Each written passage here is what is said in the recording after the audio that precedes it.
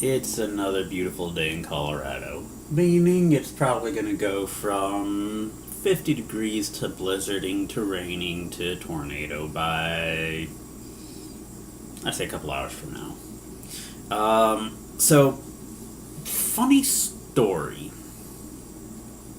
Megan and I were supposed to close on our house a couple days ago, and that didn't happen. Gratefully, it wasn't anything we had done, but we found out later that the few things we were waiting on for the seller to accomplish, the seller hadn't accomplished because both he and his realtor thought that we weren't serious enough about buying this house. This thought totally shut down my processes for a second. Not serious enough about it? I mean, granted, I look like I just got out of high school, and Megan doesn't help us looking like mature, grown-up adults anyways, but we've signed the 30 pages of contracts, we put down earnest money, which if the point of earnest money is to say, yes, we're serious about buying this house, why would earnest money not say we're serious about buying this house?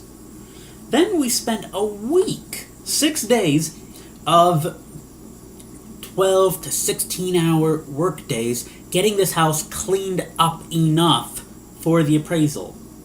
Okay? Everyone told us how stupid we were because we were working on a house we didn't own and the seller could back out and we'd just given him free labor plus parts and everything. But we did it because we were serious about the house. And the seller's realtor had come over and watched us work, handed us a business card and said, hey, if you have any questions, feel free to contact us. But no. The reason they were holding off on having a plumber and an electrician stop by to write a certified letter saying, yes, the house is in working order, was because they didn't think we were serious. I can't imagine why, other than the fact that we were millennials. As much as I hate that stereotype. We're young and stupid people. We clearly don't know what we're doing. No. Seriously. I learned how to glaze windows. Okay, It's an amount of frustration I don't know how to deal with, and I'm not very good at it. So I usually just let it slide on past without ever coming into contact with it, which most people think is a form of escapism, but sometimes that works. So, now this guy's suddenly mad because he has to scramble and get what he said he'll accomplish done, and he's griping and groaning, saying he's not going to put another penny into this house. Gosh darn it, we didn't think you kids were serious. And I'm the one that's being told I'm not serious. He had a real fit with our transaction broker and his realtor about us expecting him to fulfill what he said he would do. And that kind of scared me, not just because there are people like that who manage to have houses worth selling, but that integrity has gone that far down the tubes.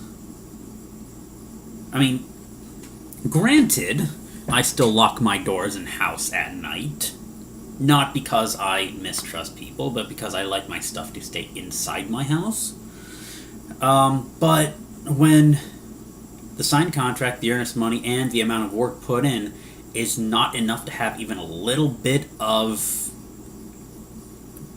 integrity collateral behind me, yet he can drag his feet and not accomplish what he said he would, when there isn't a contract saying he's supposed to do that, that kind of gets me worried.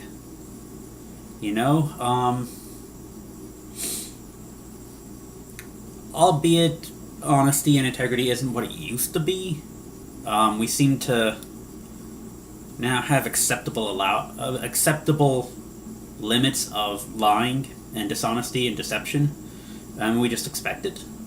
Should we have whole, careers where anyone who's a member of it is simply going to be known as someone who's dishonest. You know, used car salesmen, lawyers, politician, president of the United States, and yet I, I don't know. You know, it's. I want to say, well, I grew up and it was a different time. People gave you their word and that was good enough for you. But at the same time, I also know I'm the person that'll click, yes, I read the terms and conditions when I didn't actually read the terms and conditions. I don't know, I think I'm okay with lying to computers. Which I think is the reason robots are going to take over the world, because they're just going to get so frustrated with the fact that we can't do anything we've held ourselves to. We've always got that fallback of mediocrity. And I mean that in the worst way possible. We really can't do anything without having the fallback of, what do you expect, I'm only human. And that's a bit of a frustration, because that didn't used to be an excuse. You know, you said you were going to do something, you did it. There was a time when your integrity was worth more than the house you owned.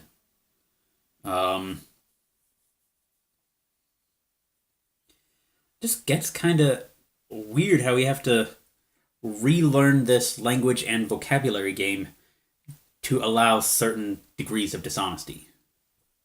I mean, okay, this will be a totally grammar rant thrown into this mix, but the word literally,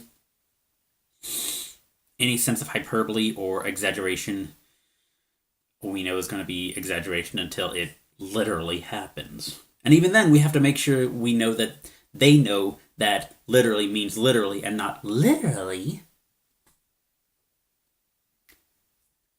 How are we getting any sort of message across like this? This isn't effective communication.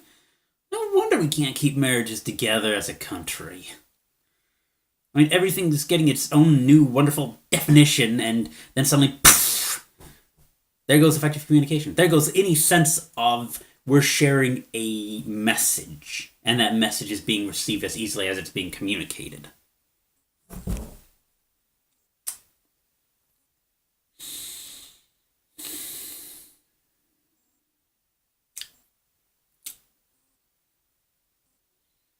Call me strange, but I kind of like the straightforward, here's exactly what I mean. Don't read into it. There's no need to read into it. It's not a hint, a suggestion, some ulterior motive. This is exactly what I'm saying. And have this be backed up by action. I mean, can I say this might also be why we're really unhappy? The Dalai Lama said that happiness is when your thoughts, your words, and your actions are all in harmony. And if that's the case, well, then no wonder no one's happy anymore. I try to be happy. I like being happy. Happy's a good thing, but you try to be happy in today's society, you're either a hippie, a druggie, or sheltered. Because there's no way the world's like that. The world doesn't exist for happy people. It exists for us trying to have that pursuit of happiness. It's just the pursuit of happiness. You don't actually get it.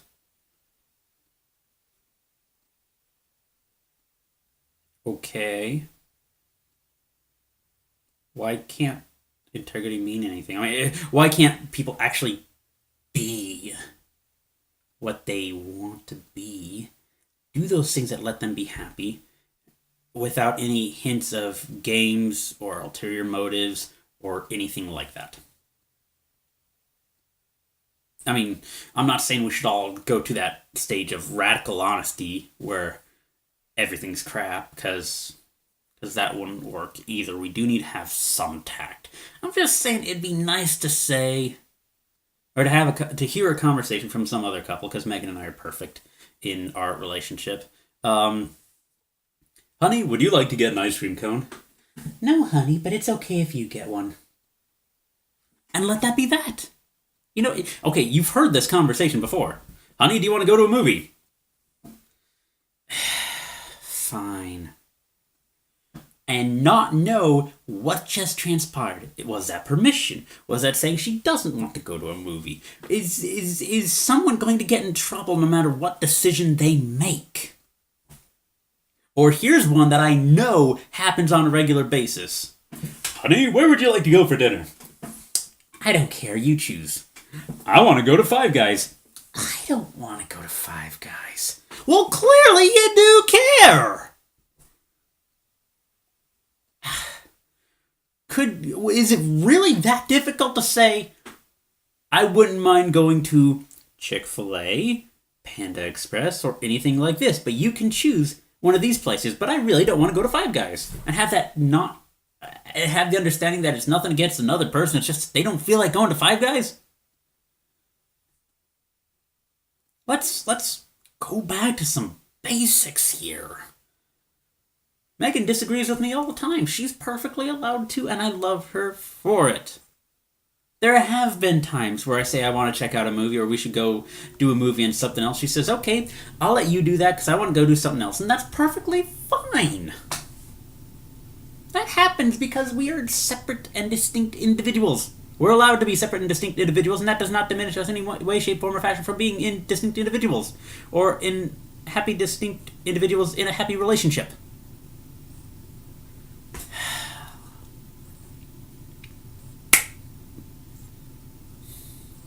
Okay, I think the rant's over. But I just find it frustrating because now, back to the house. We love this house. We want to get this house. We've already planned out how we want to sort out this house. What mural is going to be painted on the ceiling. How we're going to decorate. How every piece of furniture is going to work. Where we're going to put chalkboard paint. Everything is planned out. We're ready to move in. We're living out of boxes at this point. It looks like we're living out of boxes. People walk in and they can't tell if we're moving in or out. We're ready to go. But we weren't serious enough about it. I mean, I guess we could have found a sign and stuck it over the for sale sign that says ours. We're serious. But something tells me that's frowned upon in the real estate community. So now the move-in date / it's our house now date is moved to Monday instead of Wednesday. Because someone finally said, oh, hey, they might be serious about this. For you people that have to deal with real estate agents or who are real estate agents and have to deal with real estate agents like the seller's real estate agent, I sincerely apologize and I'm grateful for our real estate agent who's been wonderful. Okay, I wholeheartedly recommend her. Her name's Elena Kirshner out in Sterling. Does a great job. She is committed.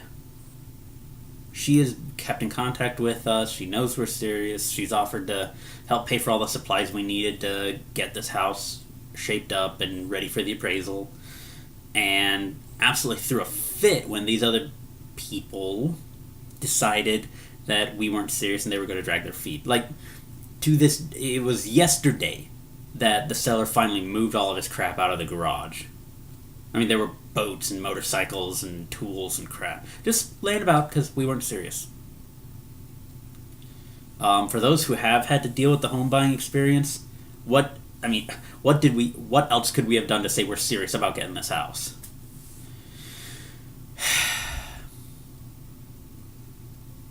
The joys of moving.